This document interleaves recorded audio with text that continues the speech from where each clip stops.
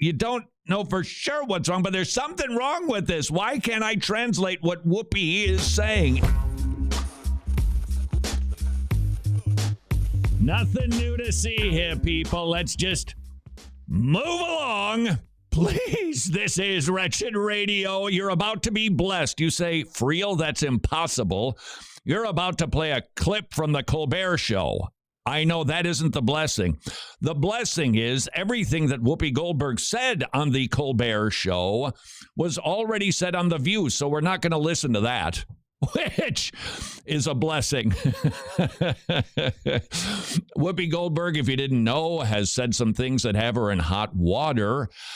I don't know why anybody is shocked. I don't know why anybody is surprised. This is what you would expect from somebody who believes in critical theory. That's all we saw with Whoopi Goldberg on display on The View and on the Colbert program. As you listen to what frequently is somewhat incoherent, there's a reason for that. You don't speak Whoopi's language. You don't have Whoopi Goldberg's filter. You don't share her view. See what I did there? And that is why when you hear Whoopi Goldberg talk, you know something is wrong, but you don't know for sure what's wrong, but there's something wrong with this. Why can't I translate what Whoopi is saying? It's because you're not speaking what is now become everybody's second language, critical theory speak. This is Whoopi Goldberg on the Colbert Show. It upset a lot of people, yes, which was never, ever, ever, ever my intention. I thought we were having a discussion. Which I would certainly believe. I don't think there's anything about Whoopi Goldberg that is intending to be malicious. She's certainly liberal. She's not my political, philosophical, or religious cup of tea. She seems like a plenty nice lady. If she happens to be mean on the side, I don't know. But based on what I've seen, she seems like one who's not trying to anger people, and she did. Because I feel, being black, when we talk about race, it's a very different thing to me. Mm-hmm. So I said that I felt that the Holocaust wasn't about race. And people got very, very, very angry, and still are angry. I mean, I'm getting, all of the mail from folks, and the very real anger, because people feel very differently. But I thought it was a salient discussion because as a black person, I think of race as being something that I can see. That is super instructive, and that's the key to the confusion. Whoopi Goldberg, steeped, no doubt, in critical theory, she believes that the only racism that can exist on the planet is the white oppressor of black people. It's basically boiled down to that. Now, some folks in critical theory world might say, oh, there can be other forms of oppression, but that's rare. Mostly the critical theory position is white folks are the ones with the advantages and the privileges, and they have been baking the system in order to maintain their superiority. And therefore, because they are, this is a Marxist ideology, because they are the oppressor, the oppressed are the only ones who can experience racism. And Whoopi believes that would just be folks that share her amount of melanin. And that means that only black and white, specifically white against black, can be racism. Nothing else can be. That's why she said that the Holocaust wasn't about racism. She couldn't understand how somebody who was white could do something like that to somebody who was white. That wasn't racism. That was merely man's inhumanity to man. So I see you, and I know what race you are. And the discussion was about how I felt about that. I felt that it was really more about man's inhumanity to man and how horrible people can be to people. And we're seeing it manifest itself these days. And on it goes. Nothing to see here. Whoopi Goldberg, she stepped in it because of the shoes she's wearing. I don't know if that illustration really worked, but there's nothing to see in that. This is just critical theory manifesting itself again, dividing people again, because that is what critical theory is, which is why, oh, dear pastor, if you even let a whiff of it into your church, you're going to be experiencing the effects that Whoopi Goldberg is experiencing. It will just cause nothing but anger and division, because that is what it is. And if you accommodate it in any way, and Pastor, you run your church the way that you see fit, I would just share my observation that unless you approach critical theory in a rather confrontational sort of way, it just kind of oozes into your building, and you don't want that. This is yet another story that reminds me, I was actually right last week. That's right. I actually said something that I just found support for in the Bible. Friel, aren't you always supposed to be doing that? Yes. But last week, you may recall here on Wretched Radio, I said there are so many things that can cause consternation. Whoopi Goldberg would be one of them.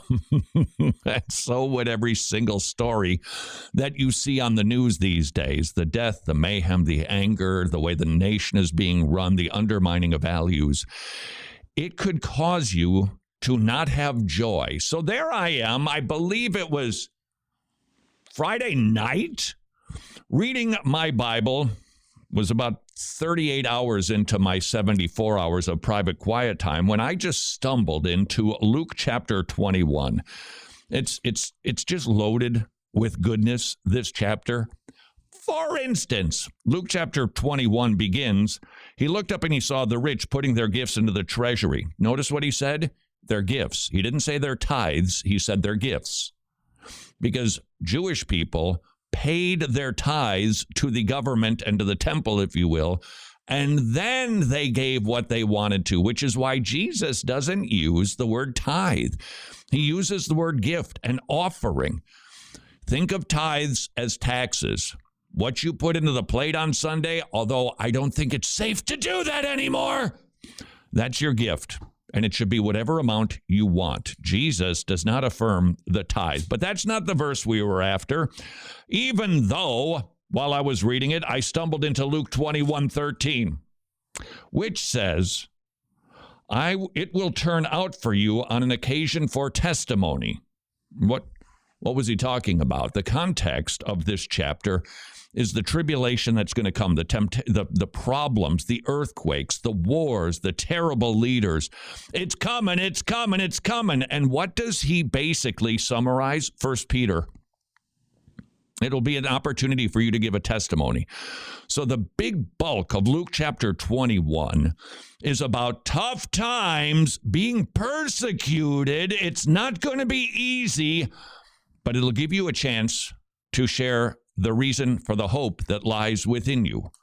It's interesting that we have a tendency, and rightly so, especially in the book of Matthew, to hear the words of Jesus and then go find that he was echoing a sentiment or downright quoting a verse from the Old Testament. But don't forget to look the other way, that Jesus said stuff that the epistle writers leaped onto. For instance, in Acts chapter 17, when Paul said, I reasoned with them from the scriptures that the Messiah had to suffer, die, and rise again.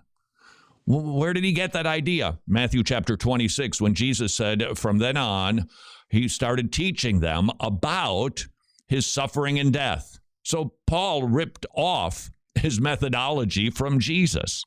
And Peter ripped it off from Jesus from Luke chapter 21, but that's not our verse. So here it comes. It's tribulation. It's terrible times. But take heed to yourself, lest your hearts be weighed down with carousing, drunkenness, and cares of this life. There it is. There's an echoing of the sentiments that I was trying to express last week. We've got 1 million Whoopi Goldbergs these days. And you've got 1 million more people who believe in terrible ideologies that are anti-God. They're not just postmodern. They're not just post-Christian. They're anti-God.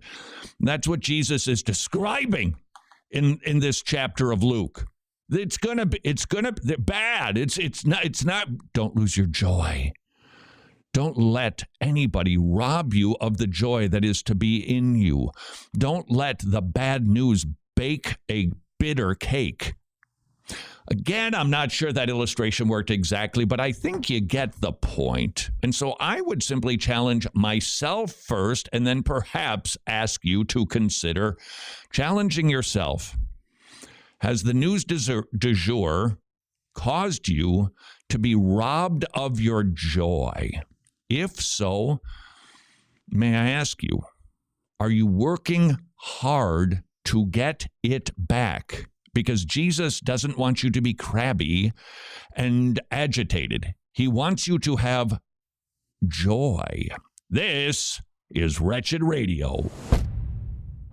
If you are a fan of the show, you can watch the entire daily broadcast of Wretched Radio at wretched.org. My sister-in-law, not very bright, named all of her kids Bible names, so there I am playing with my nephew, The Message. I'm kidding, that's not really a Bible.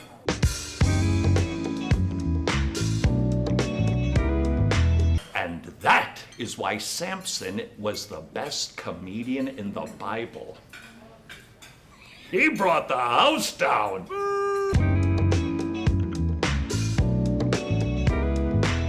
He brews his own coffee. he brews